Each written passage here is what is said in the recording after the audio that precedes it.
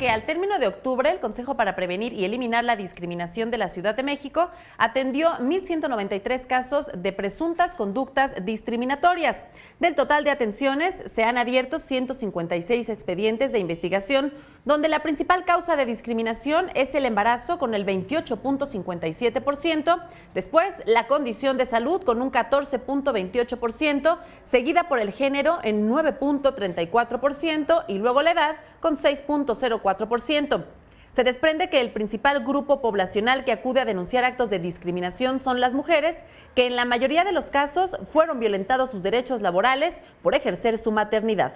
Es así que el espacio laboral es donde más se discrimina, registrando un 77.70% en ese ámbito, seguido de los establecimientos mercantiles con un 7.64% y luego aquellos relacionados al espacio educativo con 5.99%. Asimismo, el derecho al trabajo, a la igualdad y a la educación son los más vulnerados.